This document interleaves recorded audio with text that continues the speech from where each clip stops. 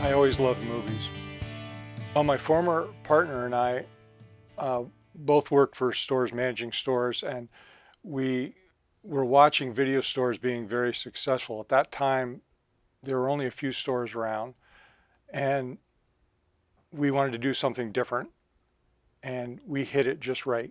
1984 was the greatest year to start this business because hardly any business immediately starts to make money, and this did.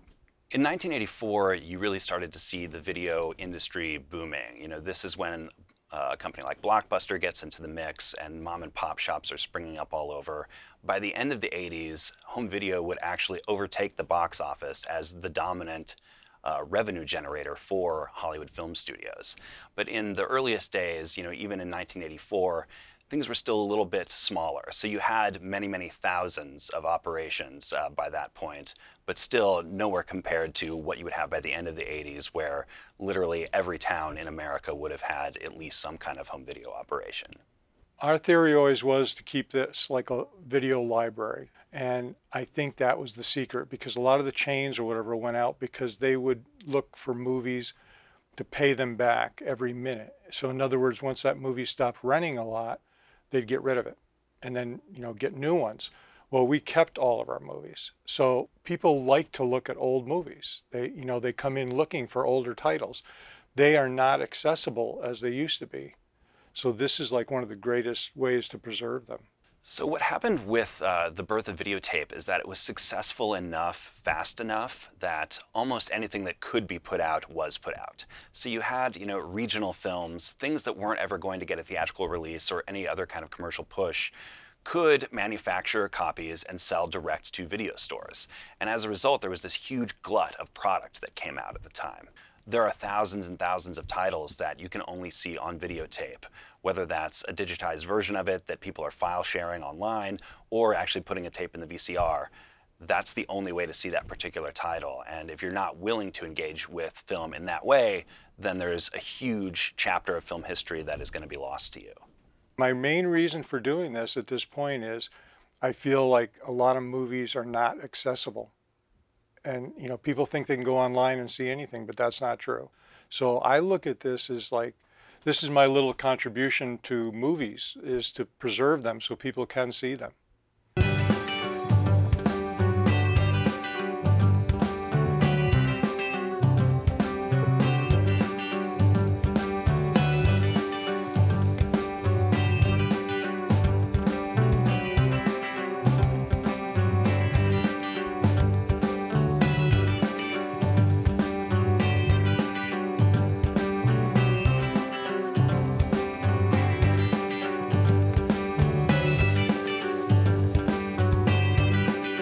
I have like little kids come in here who drag their parents in. And I've had them come in and the parent will say, we were walking by and she just had to come in here and get her movie for the week or whatever. So you have everything from little kids like that to people who, are directing movies. I first heard about video visions when I moved to upstate New York. I was living in Brooklyn, and we had relocated to Catskill, which is near Hudson, in the Hudson Valley. And we love video stores, and we're rabid consumers of films in my household. And when we looked online for video stores in the area, we came across Video Visions. When we initially came across that listing, we assumed that it would be, mostly DVD, kind of a mom and pop operation, something that had held on to a little bit of remaining stock. But what we found when we came in here is that this was a true video library, that they had held on to everything that they'd been stocking since the 80s. And it was actually a repository for everything that had been commercially available over the course of, home video's history. So it's really a great blessing to have a place like this, in upstate New York. Major cities across the nation have lost access to this kind of thing, and none of those places have something like this. It's really a rarity at this point. So having access to a great catalog like this so close to home is really a privilege.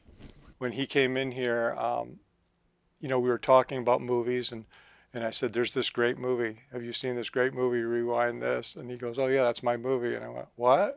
And he goes, that's my movie. I made that movie. Steve actually recommended Rewind This to us. And it's, in a way, it makes perfect sense, because Rewind This is a tribute to the video store era, and somebody who is clearly, a part of that and contributed to that history would naturally appreciate somebody writing that love letter.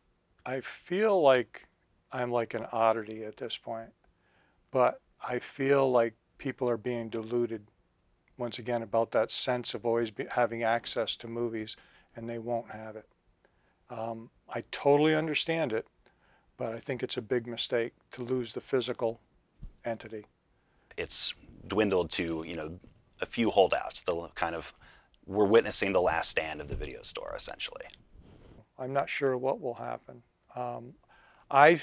My thought, personally is I hate to see them disappear, because once again, I look at it, you're losing them. You're losing a lot of these movies if that happens. But I don't see it as a viable business. Some people are starting to adopt different models in order to make it work for them.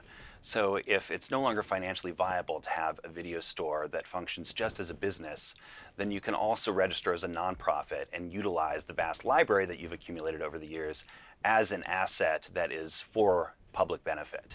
And we've already seen that start to happen in places like San Francisco and particularly in Seattle with Scarecrow Video. They now operate completely as a nonprofit and are able to take this incredible library that they have amassed over decades and continue to provide a service to the public. And really, that's what video stores are more than anything else at this point. They're a public service. They provide something that can't be provided any other way. These things go in and out of print erratically. So in other words, I might order a movie today and somebody will come in and say, hey, I'd like to buy that movie 2 months from now, and it won't be available. And that's what's scary to me, because if we don't have a physical format to have that movie on, and it's just relying on the internet or whatever and streaming, that's not good, because they do disappear.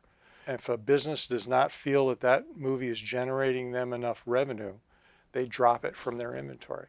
Something that I think a lot of people forget about is that if you live in a rural area, you may not have a strong internet connection. So it's entirely possible that streaming is not a good option for you, even though it provides all of the movies that you want access to.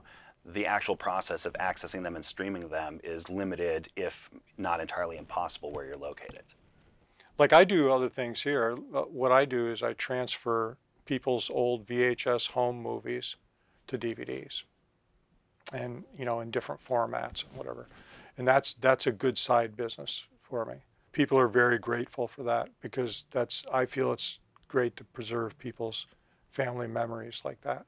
I told my distributor one time she said to me, you order really strange movies. And I said, what do you mean? And she said, well, you get foreign films, you get kids films, you get whatever. And I said, well, what does everybody else order? And she goes, mostly action films and martial arts films. And I said, well, I have a real diversity of people here, so I have to get all kinds of movies. I've been here, this September will be 34 years in business now. I've watched people that were kids now have their own kids. So you get to know people, and you're communicating all the time. It isn't as simple as somebody comes in, picks up a movie, and walks to the counter and rents it. Most everybody has something to say. There's something about home video and the video store experience that really created the person that I am in a really important way. I absolutely believe that while I would probably love movies and on some level may have gravitated towards movies, the biggest influence on who I am as a person really was the video store, because it not only shaped my interest in movies, it shaped the way I think about movies. It made the world of film seem endless in a way that it didn't before. I can keep going here as long as I want to. It's no giant overhead for me at this point. But I do worry about this collection, and ideally it would be nice, if somebody wanted to buy the whole thing and keep it alive when I get tired of doing it or whatever. Like I say, that is my concern, because you will never put this together again.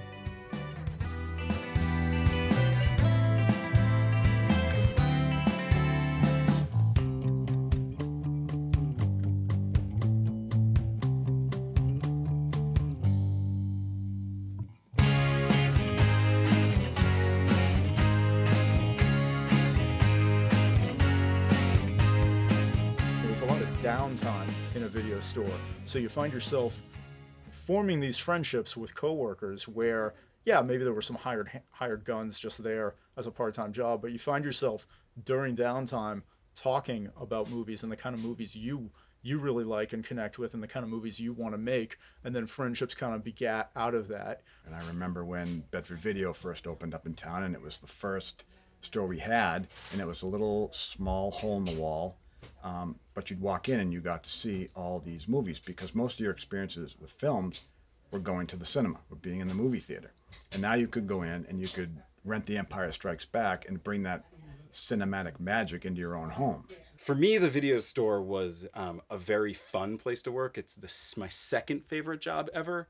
And it was because basically we could show up. There were things that we had to do, but the rest of the time was our own. And we got to spend that time with people who we basically considered family at the time. We saw each other in that video store more than we saw our own family for the most part when we were working full time. So we kind of became a family together.